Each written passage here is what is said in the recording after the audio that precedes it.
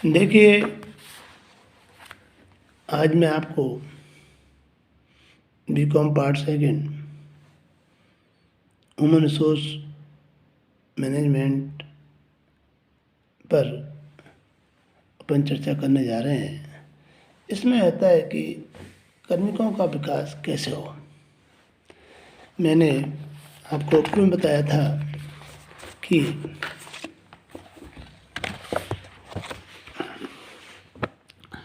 कार्मिकों का भविष्य सुव्यवस्थित विकास उसको प्रदान किए जाने वाले प्रशिक्षण पर निर्भर करता है।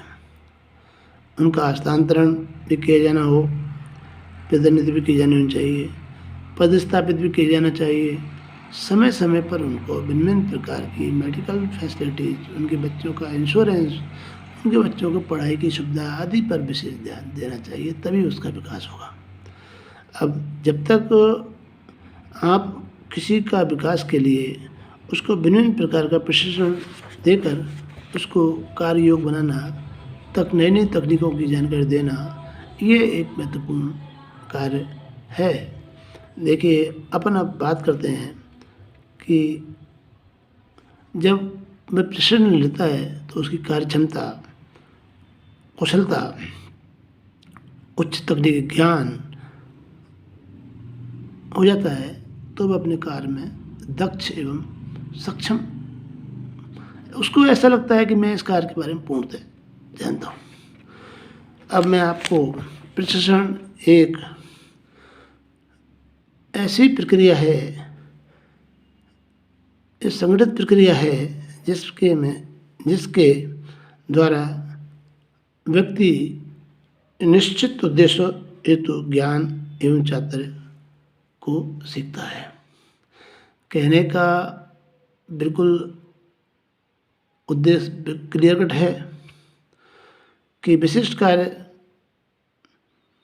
व्यक्ति निश्चित उद्देश्यों को किस प्रकार से अर्जित करे, उसके लिए ज्ञान,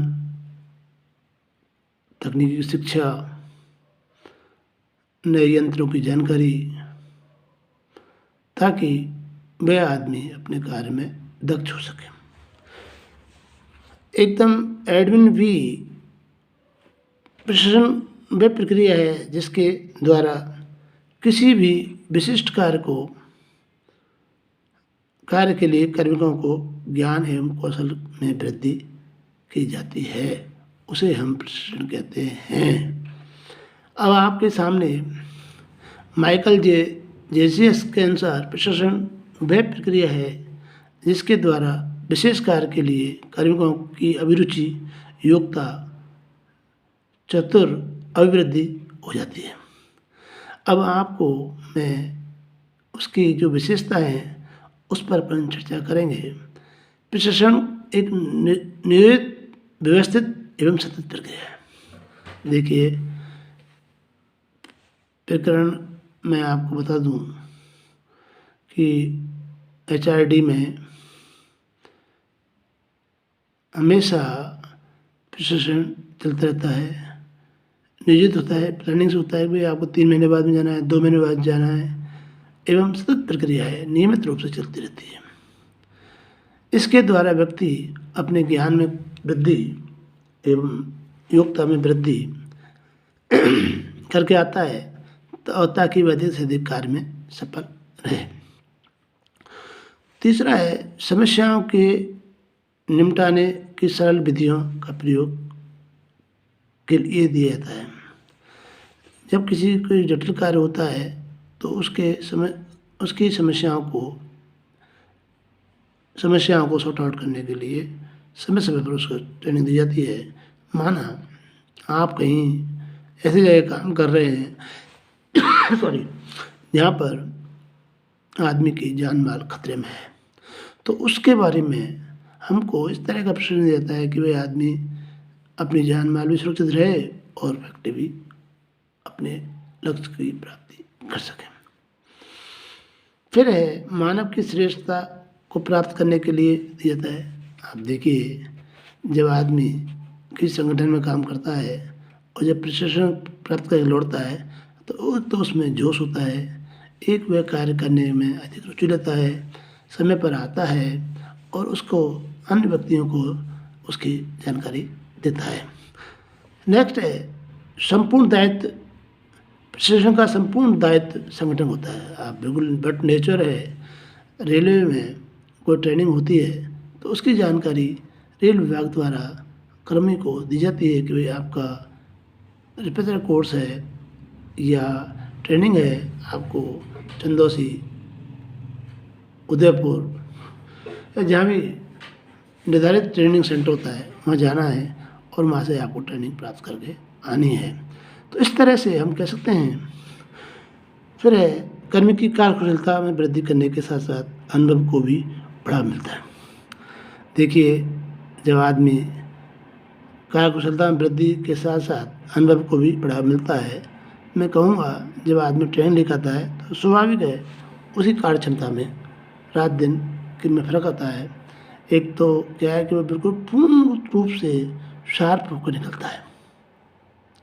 फिर उसका अनुभव जो होता है उसका भी उसको लाभ मिलता है। तो इस तरह से मैं कहूँ कि ये उत्पादन को अधिक से अधिक लाभ देने की दृष्टि से कंपनी अपने कार्मिकों को भेजते रहती है। देखिए बच्चों, कई बार आपने देखा होगा बाज़ार में सिम बिकती है। सिम एयरटेल की हो, जियो की हो, किसी की हो, वो बेचते हैं। वो सस्ती दर में बेचते हैं क्योंकि उनको बाज़ार में टिकना है।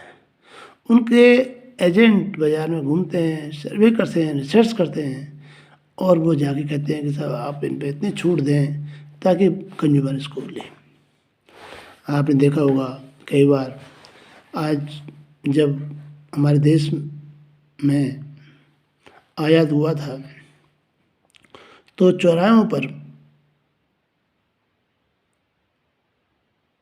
भारतवासियों को चाय फ्री पिलाई जाती थी। वो क्यों? उनका ये सोच था कि जब ये व्यक्ति चाय पिएगा, और चाय 10-20 दिन तो वो उन्होंने फ्री पिलाई थी। चौराहे पर, नुक्कड़ नाटक पर, गली मोहल्लों में जा के चाय पियो, चाय पियो, चाय पियो। फिर हमारा व्यक्ति, भारतीय नागरिक इतना आदी हो गया कि वो चाय के बिना रह सकता। फिर उन्होंने अपने माल को बेचा। इसी प्रकार से ये भी एक कुशल प्रशासन है, क्योंकि जब आदमी को ये मालूम पड़ जाए कि भाई आप माल के बेचना है तो उसने अपनी चालाकी से चाय पिलाई फ्री में। कई बार क्या, एक के दो, ये आपने स्कीम देखी होंगी। ये सब ये मार्केटिंग का मामला है। जब तक आदमी अपने कार्य में दक्ष नहीं होगा वह किसी भी उद्देश्य को सरलता से प्राप्त नहीं कर सकता। ये भी एक धंधा है और इस तरह से हम कह सकते हैं कि कोई भी धंधा हो उसके कार्मिक को शोध करवा कर उसको उसके समय समय पर ट्रेनिंग दी जाए ताकि वह अधिक से अधिक कार्य कर सकें। देखिए बच्चों, अब है प्रशासन और विकास मंत्र। आपको ये व्यवहारिक सी बात लगती है मगर जानकारी से आपको हो जाएगा। ये दोनों एजुकेशनल एंड ट्रेनिंग, शिक्षा विकास शब्द में शिक्षा और प्रशासन दोनों ही सम्मिलित होते हैं।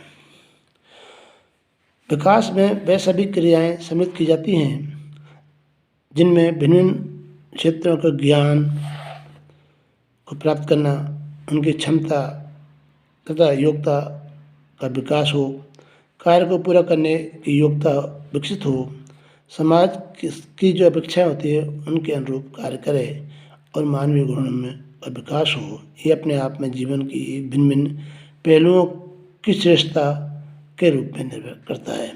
इसलिए प्रशासन के बाद में उसकी भूमिका आती है प्रबंधन की विकास, मैनेजिंग डायरेक्टर के नाम से पुकारे जाते हैं। अब आपको प्रशासन वह प्रक्रिया है जिसके द्वारा कार्मिक को ज्ञान एवं छात्र या किसी विशेष कार्य हेतु वृद्धि की जाती है। बिल्कुल क्लियर कट है। इसमें फिर आता है समय, एक निर्धारित समय पर उनकी ट्रेनिंग दी जाती है। फिर आता है अभिप्रेरणा या प्रोत्साहन।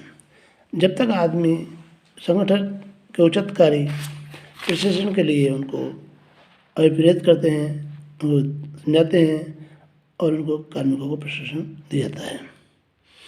वर्तमान और भविष्य दोनों में ही महत्वपूर्ण होता है। प्रशिक्षण वर्तमान में और भविष्य में दोनों के लिए बहुत विकासकारी सिद्ध होता है और उपभोग एवं क्षेत्र ये अपने अपने क्षेत्रों में उनका संचालन सही तकनीकी मशीनों द्वारा करते जाता है। तो आज का अपना जो है वीडियो यहाँ ख़त्म करते हैं, फिर अपन कल प्रशिक्षण का उद्देश्य, महत्व, आवश्यकता, उपयोगिता पर कल अपन डिस्कस करेंगे। थैंक्स।